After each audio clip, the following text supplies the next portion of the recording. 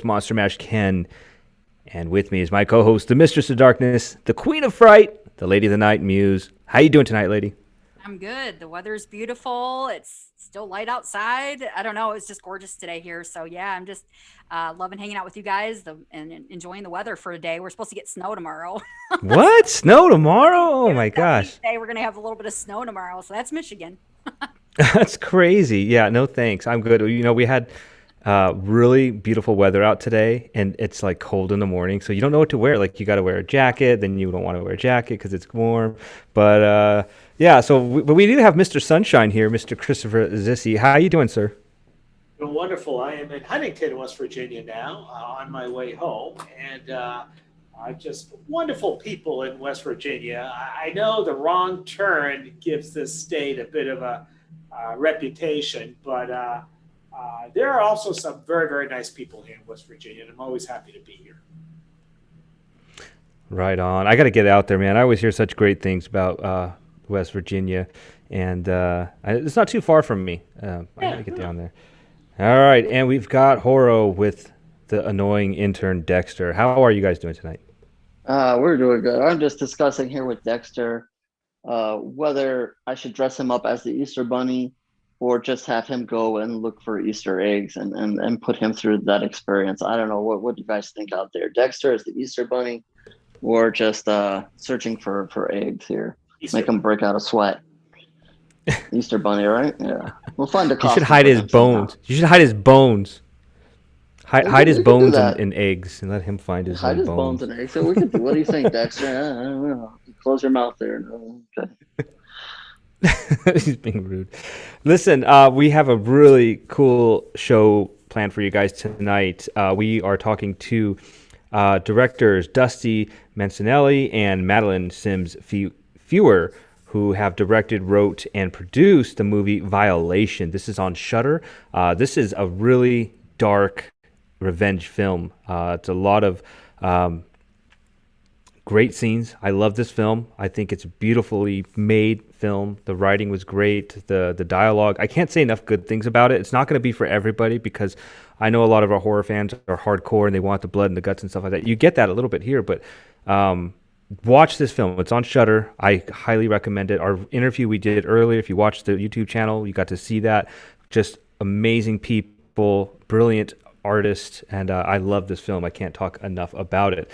Anyway, we're going to get right into the beer of the week because I need a beer. And I got this really special beer here. This is because in the film, they're like at this campsite, right? They're kind of at this cabin and whatnot. And I got this beer called Campfire Amplifier. This is Dogfish Head Brewery. They make a lot of great beers. And I'm going to try this one here. Pop it open with my little key opener. And yeah, it's kind of got a high alcohol. It's almost 9%, so I might be a little fuzzy throughout the show. But cheers to you guys. Wow, that tastes good. It's like it's like a s'more or something. It's like a sweet taste. Anyway, good stuff there. So in my travels here in my black hole of the internet, since we are talking about revenge films, I started looking up like real revenge stories, and there's a lot of stories, right? And it got kind of crazy, but I did find this really cool one. This is called Diana, the Vigilante Femicide Bus Driver Hunter. And in recent years, there has been a growing pandemic of femicide in Mexico, the abduction and killing of women. It is estimated that 6 women are murdered every day in the country, and most alarmingly, news reports reveal that many of these crimes are aided by local officials and transit officers, including city bus drivers who sometimes doubled as drug dealers. The worsening conditions have spurred a grassroots movement of women's rights activists who are bringing wider attention to the horrific trend. But rampant corruption in law enforcement has often forced women to take matters into their own hands. One of these female vigilantes is a woman named Diana. Nicknamed the bus driver Hunter, Diana was a disguised vigilante who worked to avenge the more than 800 girls and women allegedly killed or abducted by Suarez bus drivers. After murdering 2 bus drivers suspected of being accomplices in these crimes against women, Diana sent out a letter to local news outlets explaining her actions. So here's the letter she wrote. You think that because we are women, we are weak, and that we may be true, but only. I'm sorry. You think that because we are women, we are weak, and that may be true, but only up to a point. Because even though we have nobody to defend us, and we have to work long hours until late into the night to earn a living for our families, we can no longer be silent in the face of these acts and that enrage us. We were victims of sexual violence from bus drivers working. Sorry, it's like a real letter, and it's hard to read her writing. The Maquila night shifts here in Juarez, and although a lot of people who know about the things we've suffered, nobody defends us or does anything to protect us. That's why I am an instrument that will take revenge for many women.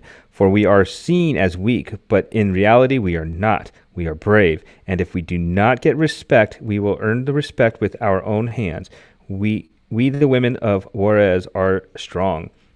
So the story goes on. She pretty much arms herself, and she just goes around and starts killing people that have abducted and raped and murdered these women in the city. And the system down there is so crazy, but she is a true badass, because I don't know, we're spoiled here on the state side, and our somewhat law enforcement works, but down south, not so much. And I know life is treated differently. And so I thought that was a pretty badass story of some revenge. And the movie is definitely a badass story of revenge in its own way. It's a lot of subject matter in there. But anyway, that is my black hole to the internet, so give it up to badass women.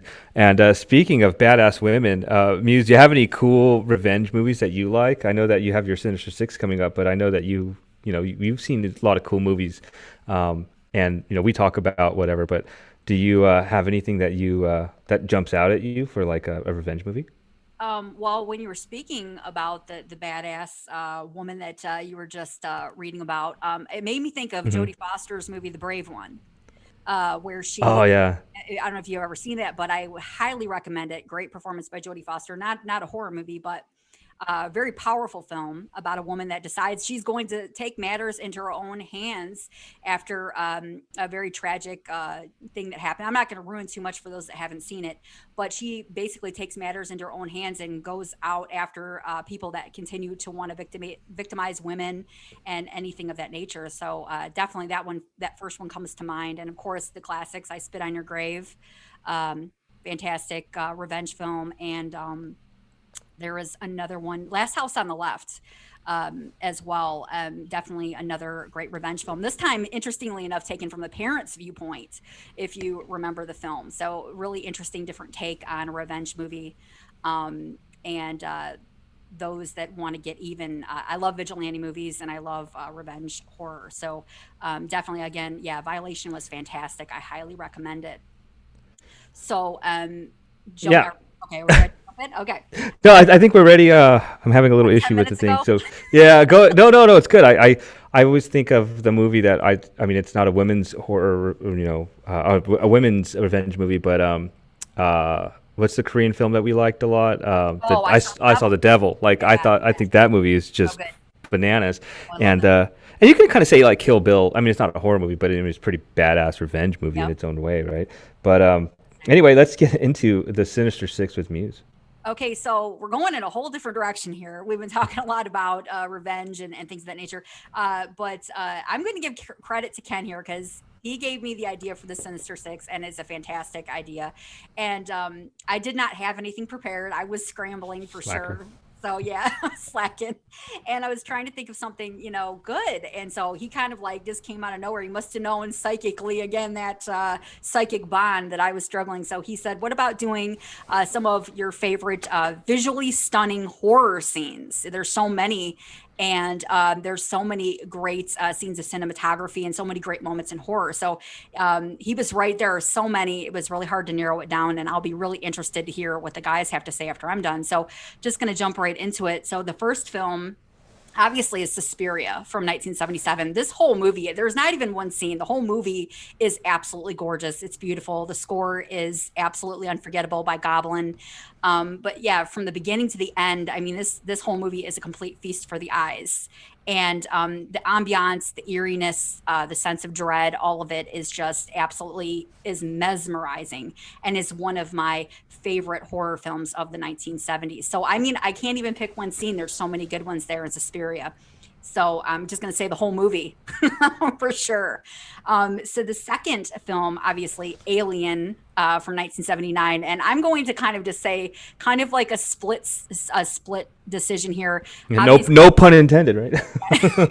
Right, exactly. So the chest burster scene obviously is pretty visually stunning. I guess depending on what you call stunning, definitely just one of those scenes that sticks with you. And just to me, it was stunning. Just the way they did it is just, oh my goodness. And of course, the first time that we saw the xenomorph, we're interested that we were introduced to the xenomorph, just the whole setup there, and not even talking about the set design, the colors, use of colors, and just everything.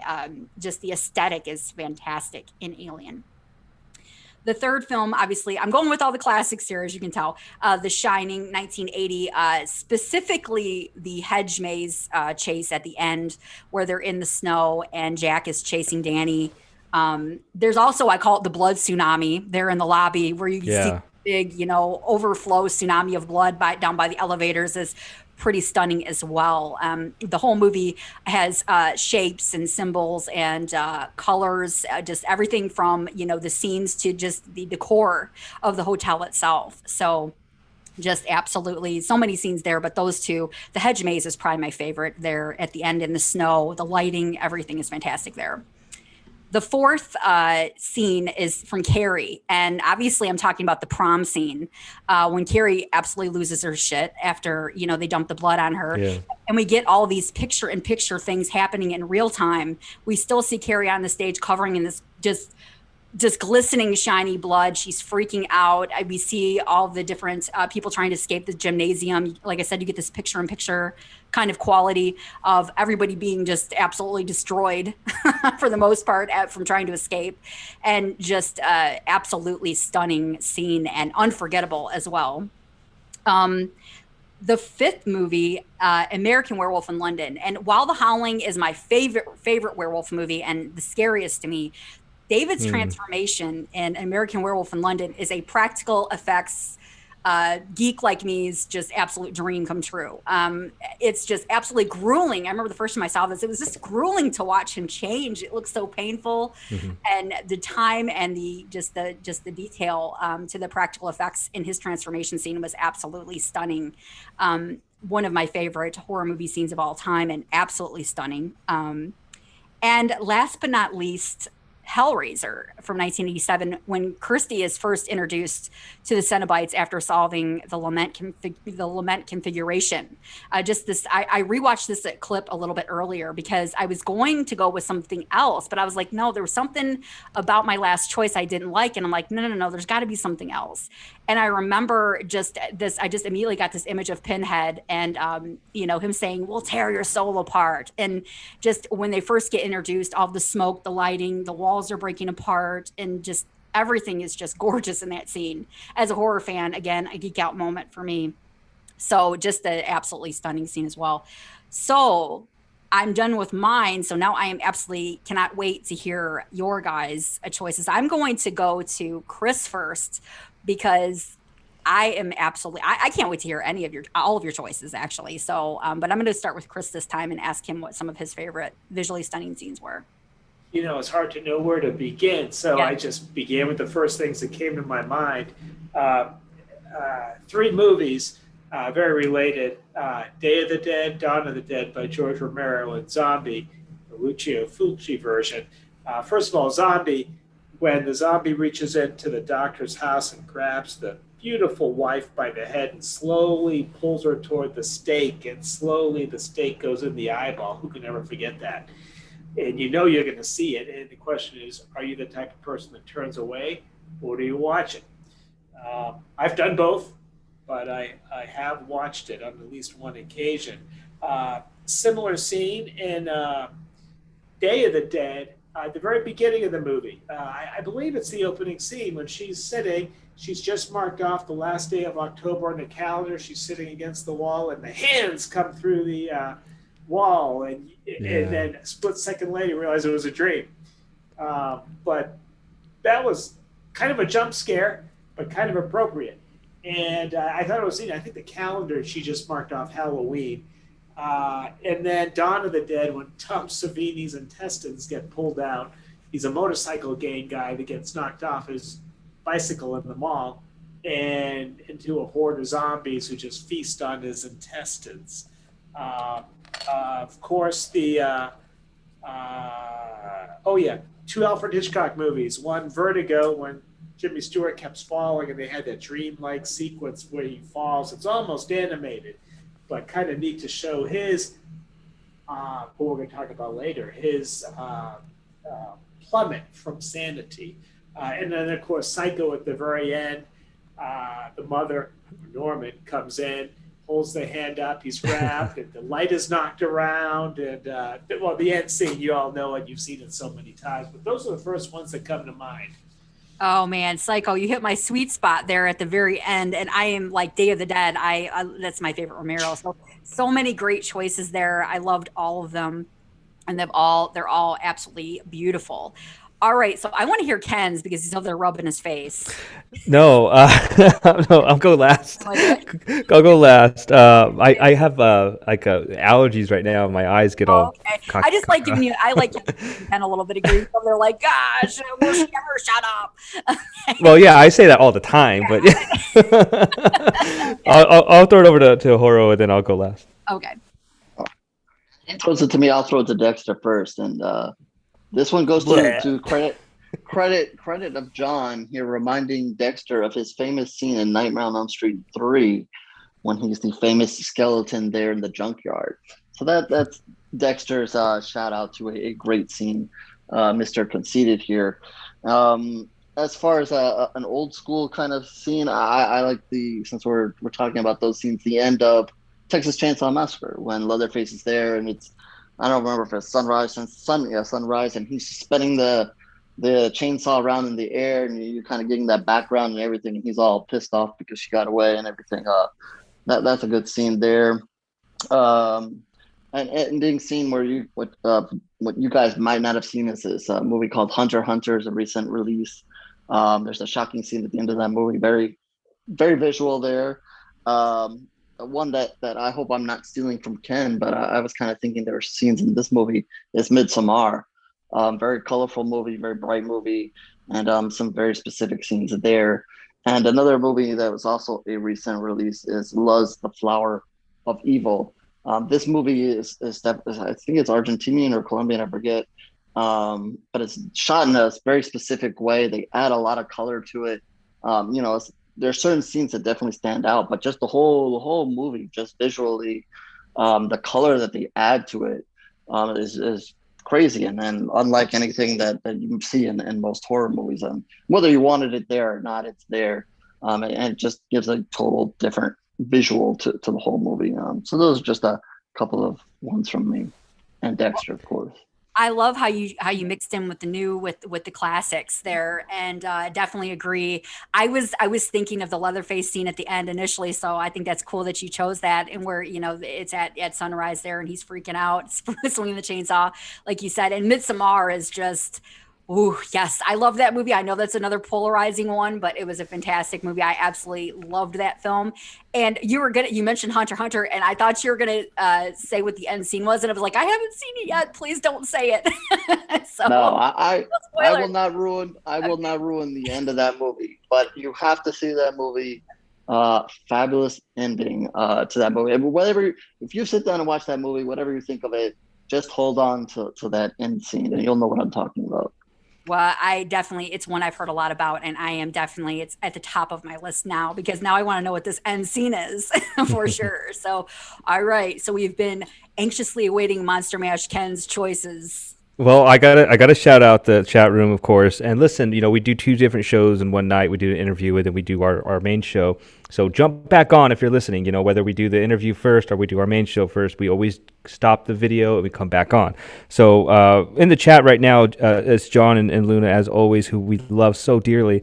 But they did say this movie that is one of my favorite movies, not just horror. I don't know if it's horror, but I mean, it's horrifying. The Cell is one of my favorite movies just all the time. It's visual, just like you said with Suspiria. It's just one of these movies that it blows me away every time. And I'm a big Salvador Dali fan, and I think a lot of the influence came from that. And who doesn't like looking at J-Lo? Also, what else did they say here? Oh, Nightmare on Elm Street with Johnny Depp when he gets kind of pulled into the bed and with what's her name getting pulled up against the wall and all that. That whole scene, just a lot of blood. But that was one of the scenes that I thought was awesome when Nightmare on Elm Street. That I just want to start with that, where Freddy's kind of coming through the wall over Nancy, and the wall like, comes to life. I think that there's so many scenes in all of Nightmare on Elm Street where they just outdid themselves, whether it's Freddy's arms growing long in the alleyway or the phone with the tongue. They just outdid themselves in every single one of these movies. Like, what are we going to do next? What are we going to do next? And I think that franchise is just one of the best. Obviously, you got to throw The Exorcist in there. So many different scenes, from the seizures, the head spinning, the spider walk, the throw up scene. Those are iconic horror moments that will withstand the test of time. And I know people give this new generation of horror fans, they don't like The Exorcist as much, but they're retarded. And I think that movie is just the things that they did. And if you put it in perspective of Linda Blair and being how old she was in that time to make these scenes, the cross scene, I mean, there are so many different scenes that just rocked my socks, and it made it hard to watch. And then what was the last one? And you know what, Muse? It's crazy that you said this, but American Werewolf, that was one that I had originally thought, because you see these werewolf movies, and we saw way back when the original Werewolf, the transformation, and they took this to a whole new level with David and the pain and the music that's playing, Bad Moon Rising and whatnot. It was just amazing. Like, Rick Baker just blew it out of the park with this. And there are so many different movies that have these scenes that will withstand this test of time. Like, how do you outdo something? And I love it. And I love horror. I love to see the thought that goes into this. Like, how did you do that? Bone Tomahawk, Muse, we talk about it all the time. Yes. Just that scene, it just makes the movie, and I love it. So really, thank you for obviously giving me the credit, but you always take the ball and run with it. It's a really cool topic to talk about. Like, what movie scenes do you like in horror? And there are so many that will withstand the test of time, and we could probably do a whole show on it and just go through each movie. And Chris, I know you have a plethora of knowledge of just old movies, and the Psycho scene too. It's terrifying. Even when he flips the chair around, to find out that his mom is not alive. It messed me up so bad. Right. I was like, well, okay, wait a minute. Yeah. Totally. Good stuff, Muse. Let's throw it on over to HorrO and the promo horror rundown with Dexter and HorrO. All right, Dexter the Easter Bunny, maybe. Let's see. So tonight I want to kind of talk about a movie that's not a horror movie, but one that I think could be a horror movie. Since we were talking about remakes all the time, I think this movie stands a shot to be remade into a horror movie. And I'm going to throw out some clues. I'm not going to give it off the top here. I'm going to throw out some clues, and if anybody knows what I'm talking about, feel free to step in and say the name of the movie. It's done in the late 1990s. Let's see. I'm going to give you a tagline, but I'm going to leave out the character's name here, and it says, "Meet character X. He's got 2 days to deliver this bag, or heads are going to roll." I'm going to start maybe with some of the sub characters or sub people that play in this movie. David Spade, Diane Cannon, George Hamilton, Christy Swanson. And I'm not going to mention one of the biggest stars in this movie. Um, Guess you guys have no clue. 6 heads in a duffel bag? Make that 8 heads in a duffel 8 bag. heads. That's what I was thinking. Eight, Yeah. 8 heads. There you go. Eight, There you go. eight, seven, Bingo. 6. It doesn't Yes. matter. Finish it. Doesn't matter. Yeah. Doesn't matter. In the remake version, we'll make it 6 because that actually makes more sense. 6. So yeah, this is a movie that is for some reason like shown on cable a lot recently. I know I missed this completely when it originally came out, and I remember seeing it a couple of months ago, and it was actually on again the other night. And I was kind of watching a couple of minutes of it, and I was thinking, and then I go over to IMDb and let's see here, it's listed as adventure, comedy, and crime. There's really no mention of horror in there. And no, it's not really a horror movie, although you do have a bunch of heads here in bags, cut off, and around. Um, so I think that this is a movie that is not of the horror genre, but could be pulled into the horror genre and to make a really fun horror comedy out of it. Not make it some serious movie, but a horror comedy with. For those who also might not, I'm not going to assume everybody out there has seen this movie. Obviously, probably the biggest star in this movie is at the time was Joe Pesci, and he of course plays a mobster, something he's become kind of famous for. And apparently, he had a job where he's supposed to bring back his boss all these heads, and in turn, he loses track of them in a duffel bag, and it ends up with this couple who's going on vacation. And then, mind you, this is part comedy. So you see this guy, he finds the head, and a bunch of hilarious things happen as he's trying to conceal this from his father-in-law and his girlfriend and so forth. And then, of course, it's very mob-like. So you got the mob involved, and they want the heads back and so forth. So you got that kind of angle, and it gets a little dramatic towards the end. But that's kind of the setup here, so you can kind of see where maybe horror would fit into this equation. And I think you want it to be horror, so I think maybe you can explore, take out some of the things that happen in the movie with setting up the couple and so forth, and maybe explore a little bit more of how those heads are cut off, and you can maybe have fun with that. Again, I think Chris makes a great point there. Make it 6. Don't do 8. Do 6 because that kind of ties in with horror more. That's a better number to use. Maybe you can do something where you flash back as the movie goes on to how these heads came to be, and you can have a fun time here with lots of blood and guts and whatever. You can keep it the mob version if you want. You can maybe do a different angle, come up with something more original, but kind of go along the same lines of, okay, these heads were cut off and they need to go to a certain place, but they've ended up in the hands of maybe somebody else who's just like, what the hell do I have here? And just kind of freaked out about it and wants to kind of hide that going on. So I think you have a good room for some horror here, some good room for some comedy, and kind of a movie in a way that I would kind of tailor it to. It's kind of like a Tucker and Dale versus Evil, where the heads would just end up in the hands of suspecting people that have no clue, what's going on, are very dumb, not sure what to do with it, and just kind of freaky things kind of happen, kind of in the same way that movie went.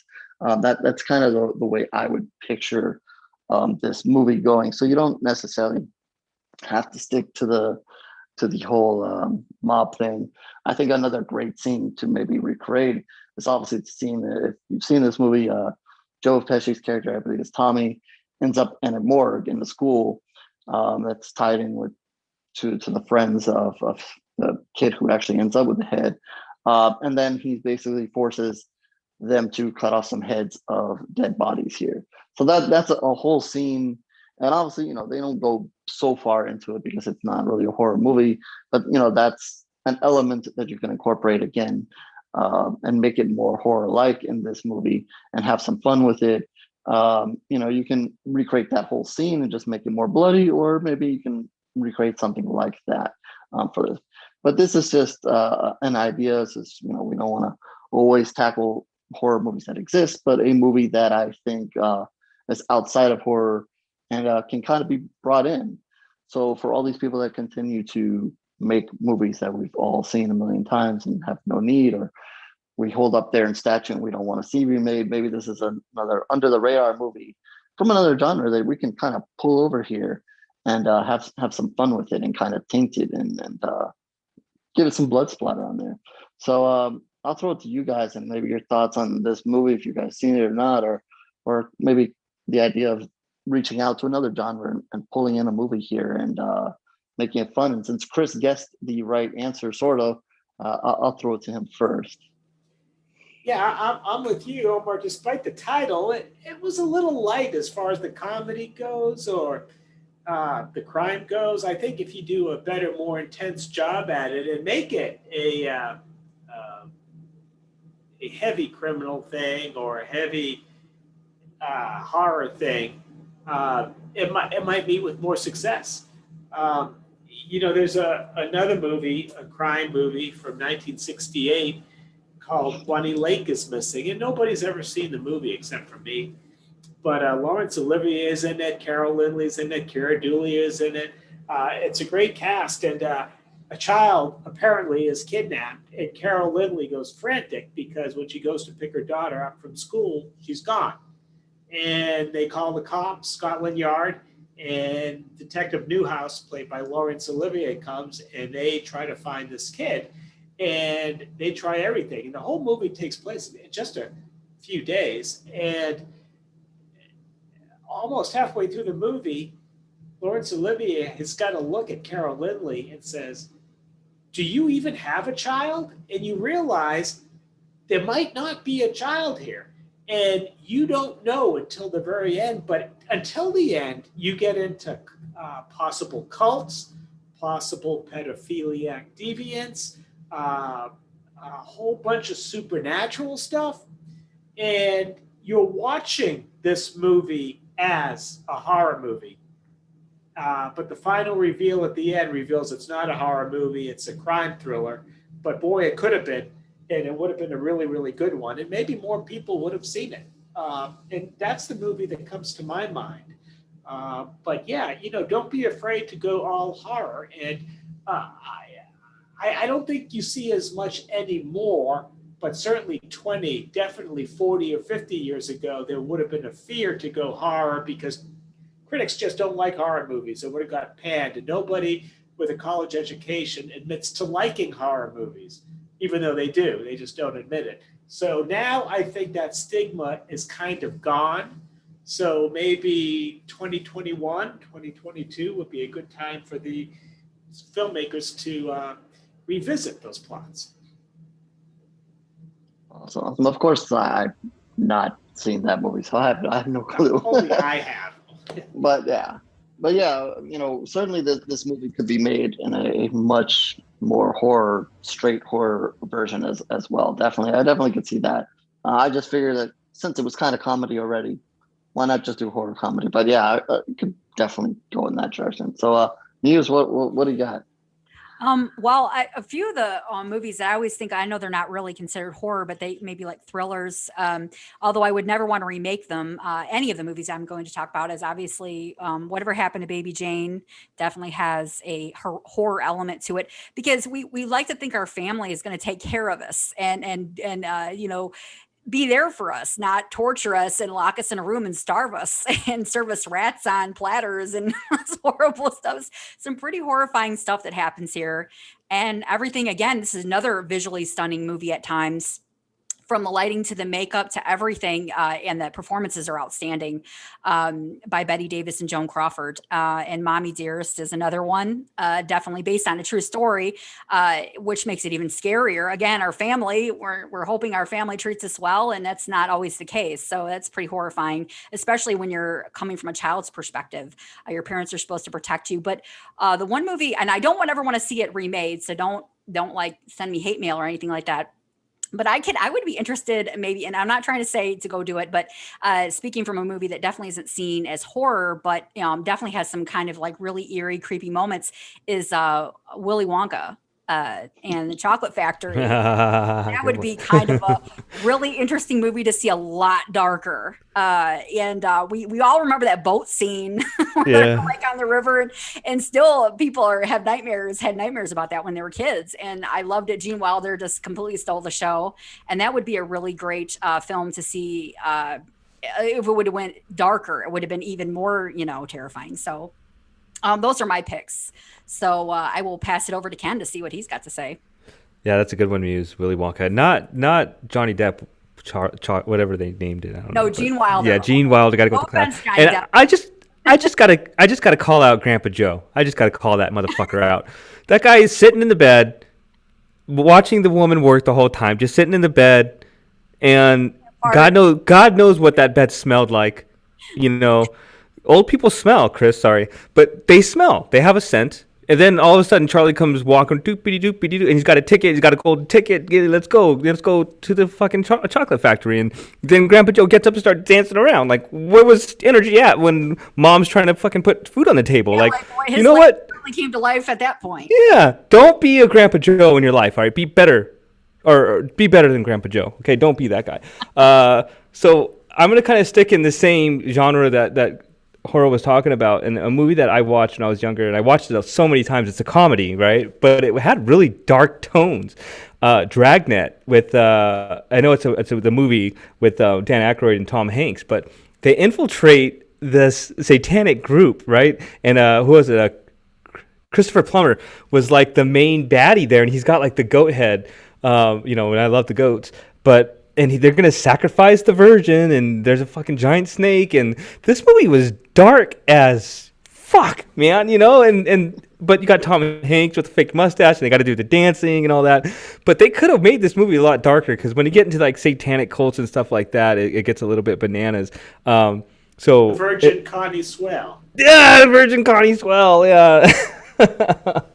Oh man, but I thought it was a really funny movie, really good movie. I can't think of a movie that Tom Hanks has been in that I didn't like. Is there a movie in existence that we don't like of Tom Hanks? Can you guys think? Sleepless in Seattle. Come on. Oh, I love that movie. I can't even hate on it. So, Ken, do you love that movie too? Touche, Chris. I mean, I'm not gonna watch it. So, but I know people like it. I've seen it. It's not my cup of tea.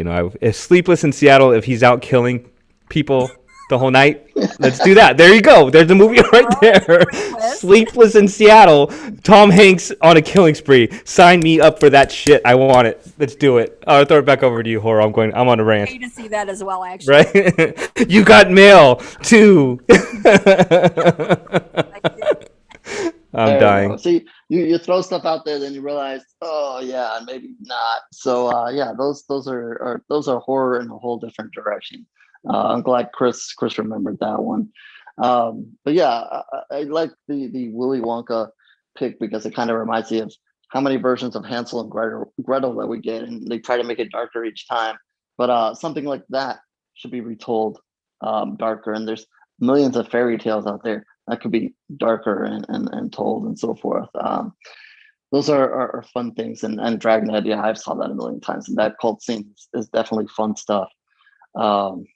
Maybe I'll dig back and find some more of this type, because it's a fun conversation to have. With that, we'll jump into the news, and always at the top, if I can find remake news, and there usually is, I like to mention that first. And today dropped a Saw trailer for the new Saw movie that's coming out, the new remake, reboot, whatever you want to call it. New trailer is out for that, so check that out if you haven't seen it yet. A reminder that will be out on May 14th, so they've moved that up. So we're almost there. We're almost there to getting to that. Maybe you guys saw this movie, maybe you didn't. It's a Russian film called Sputnik. It's an alien kind of sci-fi kind of movie. A lot of people liked it. I kind of saw it, but I saw it also in Russian. I didn't kind of get the subtitles that I needed there, so I'm not really sure what the hell was going on. But did have some good alien stuff in it. Apparently that is going to be remade in an English version. So we'll see what they do there. I think if they can kind of stick to some of the creepy creature stuff that they did in that movie, and just translate it better, I might enjoy that. There's a rumor for you music fans out here that the Foo Fighters are going to be in an upcoming horror comedy movie set by Universal Pictures. So as far as I know, this is just a rumor for now, but we'll see if that comes around, and maybe they get killed in a movie. If you don't like them, I don't know. I like them, so maybe not. I don't know. Let's see here. Movie that we got to talk about couple of months ago, and then definitely on my top list here is Anything for Jackson. That's finally going to get the release it deserves. Yeah, it was on Shudder, but it's also going to get a video on demand digital Blu-ray and DVD release, and that'll be in June 15th. So looking forward to that. Also, a movie maybe some of you guys missed, Willy's Wonderland, starring the ever so present Nick Cage. That will be on Blu-ray on April 13th. If you haven't seen that yet and want to catch it on Blu-ray, and just throw in that as a reminder that the Mortuary Collection will also be out on the 20th on Blu-ray. Lots of releases to talk about here. A movie or a character that we all love is Art the Clown, and I guess Trick or Treat Studios just put out a really cool figure of him on pre-order now, so you can head over there and check that out. I'm just throwing some fun news here if you're a fan of Art the Clown, as we are, and hopefully we'll get that movie sooner or later, one day at a time here. Just a reminder, and I guess this is more going to be for the audience that's listening live, but also maybe for a few that listen later, that Shudder's Halfway to Halloween is starting in 2 days. And of course, we're bringing back Creepshow. I've already seen the first episode. Pretty good stuff here. Joe Bob returns. We'll have Peninsula. We'll have The Banishing, Boys from County Hell, In Search of Darkness 2. Just to name a few things out there. Some of those titles will come on later on during the month, along with a bunch of other movies here, as Shudder always does a great job with. Also, another reminder for those that are listening live is that Godzilla versus Kong will be out via HBO here tomorrow, I believe. So we can all see who wins that battle. Some people already know, but I guess I'll get to see that. My recommendation here comes from Netflix, and I guess something that has been out for a while, but I just caught it. Hopefully be doing a review of it soon. And it's a series called Slasher. 3 episodes of that, three seasons of that. I believe they're about between 8 and 10 episodes per season. Interesting stuff there and how they portray that. I'm not going to go into too much detail, but it's been on Netflix for a while now, but I just caught it. And I think it was had some good stuff with it. So if you haven't caught that yet, that is my recommendation. And that is it for the rundown. Great subject. I always, like what you bring to the table there. You never know what you're going to get with you, where you're going to go, what direction. I like it. I dig it. Lots of fun. We're going to get into our feature movie of the week. Chris, go ahead and take it away with our movie. Yeah, our movie is Violation. In just a minute or two, we're going to talk to the directors and writers of Violation. Now, this is interesting because I could start this off by saying it's a very intense story about the relationship of two sisters, and that'll cause most of you to turn this podcast off. So instead of that, we're going to compare this movie and maybe describe it as a repulsion movie with Catherine Deneuve, Roman Polanski's movie, except in this one, things actually happen and people actually show up other than the woman who's going crazy. The director of this movie, Madeline Sands-Fewer, is the person we're going to focus a lot on during this review. She plays Miriam, and she and her husband, who nobody ever talks about, is named Caleb, who's played by Obi Abili. And there's obviously a strained relationship as they're driving to her sister's house. By the way, her brother-in-law is Dylan. And this is going to be an important character, too, while he's alive. Now, the first thing you're going to notice about this movie is the opening scene and all these subsequent nature scenes, the fog, the brook, the pond, the trees, the water, everything, the bugs. And the movie starts off with a ferocious looking but beautiful black wolf who has obviously just captured a rabbit, and he starts having dinner courtesy of the rabbit. And the question is, who's the rabbit and who's the wolf? And that's actually a pretty good question. And keep that opening scene in mind as you watch this movie. Now, Greta is or Miriam is a beautiful young lady, and things are obviously not going her way. You get the feeling she's not satisfied with life, how her relationships are going, and she and her husband arrive at her sister's house in the country or in the woods, a cabin in the middle of nowhere.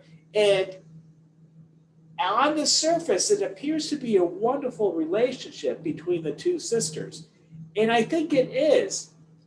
But at the same time, it's I don't know if you want to say a strained, tortuous might be a better word, relationship between these two sisters. And what we find out is something happened and Miriam did not like the way it went. And what we don't know when this movie begins, although we find out 33 minutes into it, is Miriam has been thinking a lot about what has happened and what she's going to do about it. Now, it's tempting to call this a rape revenge film, but I don't want to do that because we immediately think of different kinds of movies that this movie is not. I Spit on Your Grave, I Miss 45, but something awful has happened to Miriam. What exactly happened is kind of revealed to you gradually, and by the end of the movie, you can sort of figure it out. But Miriam is obviously not doing well as far as sanity goes. Now, I can be the first one to raise my hand on that one, and I know there's a lot of witnesses to it, but at least I don't dissect people. Not yet. But it's coming. I can feel it. I hear voices. Oh, let me get back to this review. Something obviously happened, not just between Miriam and her sister, but Miriam and her brother-in-law, and then Miriam and her husband, because none of them are really, really happy with Miriam, and Miriam senses that. Now, it begs the question, did Miriam do something that had that coming? Who knows? But it comes to a point where the sweet, effervescent, bubbly, cheerful Miriam becomes something else. And it's introduced to us in one of the most graphic, elongated murder scenes in film history. When we do the review, it's going to be referred to as the vomit scene. I call it the repulsion scene because there you see it. Miriam is sinking down into levels of insanity with just a little bit of humanity left in it. And what's happening behind her has been crafted, has been planned. It's actually part of who Miriam is, but there's a little bit of humanity left in her. And it's actually a heartbreaking scene, a painful scene. It is a scene that keeps on going. It's a scene that you're hoping is going to end, but you're watching it. And it is a vicious, vicious, vicious scene. A scene that even when it's over, the result of it will play out through the rest of the movie in ways that might turn your stomach. Now, the movie has a lot of flashbacks. It's not shown entirely in order, and it keeps you unbalanced in that in the middle of these vicious scenes, you see scenes of tenderness between Greta and Miriam, the two sisters. And then you'll see scenes of bitter hatred between the two. You'll see scenes where Dylan and Miriam seem to be the greatest thing since sliced bread, and then you realize something bad happened, and then you start seeing the bad thing that did happen. But know this, when the movie's over, you will realize that long before Miriam got to this weekend in the woods with the sister and brother-in-law and her husband, that she had thought this out very, very carefully. And the depths Miriam's psyche sinks into is going to manifest itself quite horrifically. And the sort of salad days scene at the very end is got a very dark side to it that if you've already lived it up to that point. And when people are doing inane things like talking, barbecuing, eating ice cream, you're not looking at those like barbecuing, talking, and eating ice cream. You look at them as something horrific because you know the planning that went into it. But no spoilers here.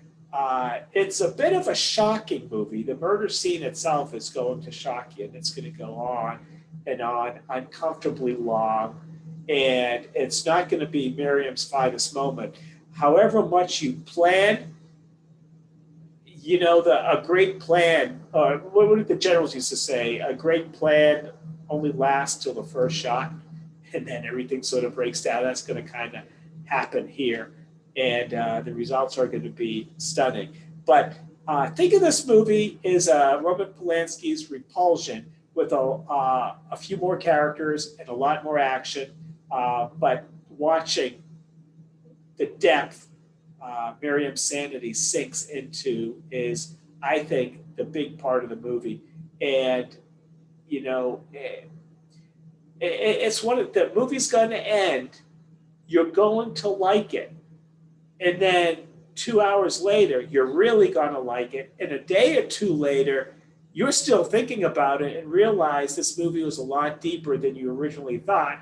And I know Ken and I picked up on the same stuff. I minimized my discussion of the nature shots. On the surface, beautiful. Just below the surface, deadly and scary.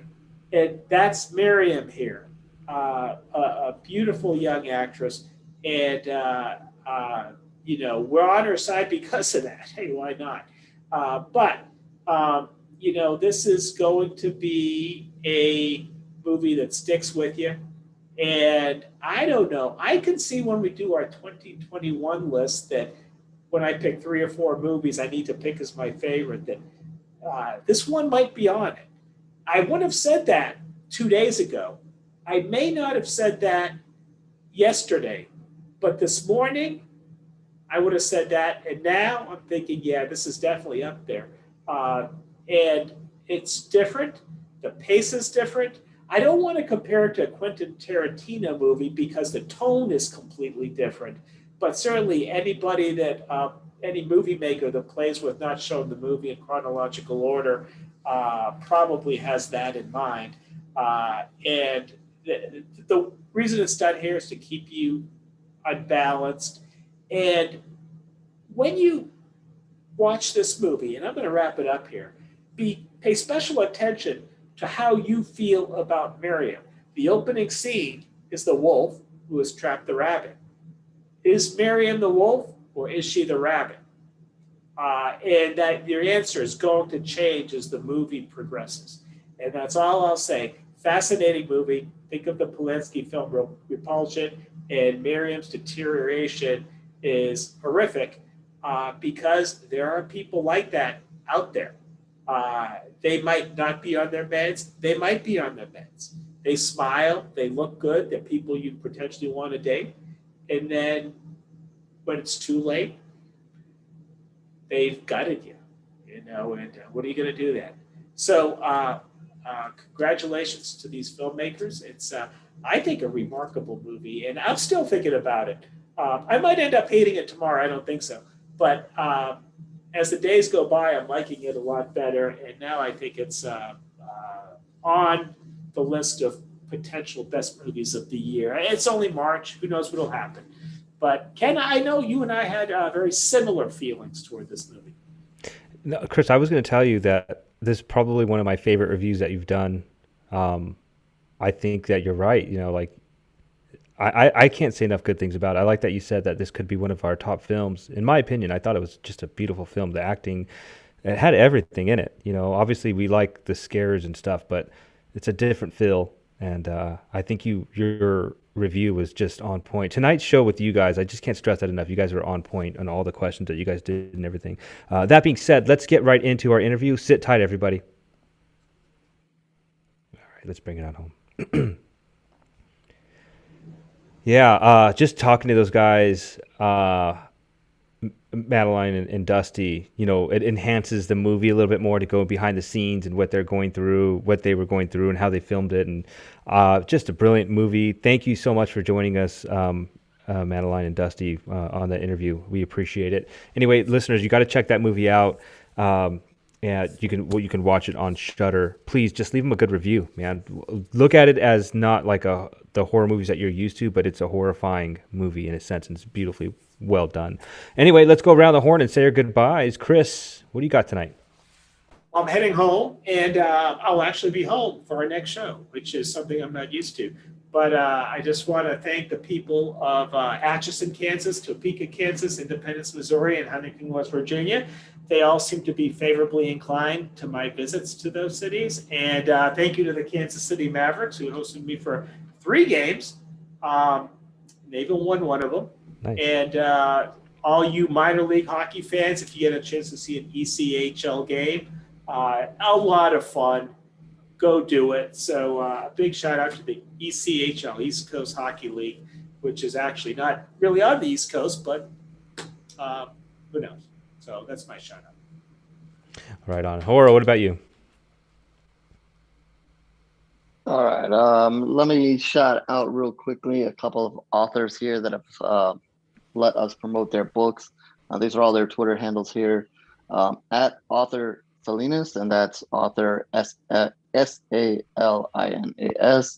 Sonnen Books, Enchantment LL, and Ashley G 86007696. Just a couple of great authors who have let us share their books on our site and let us promote them. So I hope everybody visits the site, checks those books out, supports those authors. Last week I gave a shout out to Max. You'll find his new book on the right hand side of the site as well. You won't be able to miss it. As always, love horror, love the horror community. Continue to share that, continue to push that. Unfortunately, I continue to see some bad things happening on Twitter. So just, get it together, people. Let's just push through it and just stick to horror and just mute these people and get rid of them and move on. Just stop giving them life by continuing to feel sorry and so forth. Let's just get past it. So that I love, pushing this every day and getting people to support horror in a new way. But yeah, I'm just tired of seeing people be sad and so forth. It's just not what I'm here to see. And with that, as always, spread the horror. Yeah. That being said, if you are having a hard time on Twitter or something, social media sucks, but come on our show and talk to us on the YouTube chat, man. That's a lot of fun. I really look forward to it every night. And we got some really cool people in that chat room, and they'll make you feel good right at home. And it's all about horror and laughing and having a good time, making fun of Muse a little bit. That's always fun. Muse, what do you got for us tonight? You kind of just said what I was going to say. The YouTube chat, no formal shout outs, but I want to echo what HorrO had to say. Send in lots of love to anybody out there that's struggling right now or whatever. Let's all remember to lift each other up and love each other and have some compassion, guys. There's a lot of negativity out there, and we need to avoid that. That's not what it's about. So definitely want to echo that. That was a great thought as well. But yeah, the YouTube chat, just want to shout them out. No formal shout outs, just, we shout them out every week because they're awesome. And all the listeners and stuff. We have such a great time interacting with everybody. So that's it for me this week. Yeah, it's good stuff. Kelly Maroney, she retweeted our show tonight. She was a big fan of the movie, so that was cool. I was like, by that. She is so awesome. Amazing lady. She's fantastic. Yeah, I'll take that. Anyway, I just got one quick shout out. I had a guy that saw our show or listened to our show for the first time last week, and I recommended it. We were talking about one of the movies, and I said, hey, we interviewed this, I forgot what director it was, and he goes, oh my God, I can't believe I missed the show. I love your show. It's funny, all this great stuff. But this is Jeremy Barca. He is a singer. He has a band called The Worm, and he sent me some sample music here. So check it out. It's hold on one second. WURM, The Worm, and you can find them on Spotify. They really jam out. I really dug their tracks. The songs are called The Worm, Putrid, and Soil. I definitely agree. Or I think that Chris probably has these right on his his iPod there. But anyway, from all of us here at Where the Scary Things Are, we love what we do. We love keeping it scary every week. And if you ever have any questions or concerns, or you want us to do something different on our show, give us a call or give us an email, shoot us a text through the or DM on the Twitter. Anyway, I'm MonsterMash Ken on behalf of Where the Scary Things Are. Keep it scary, my friends.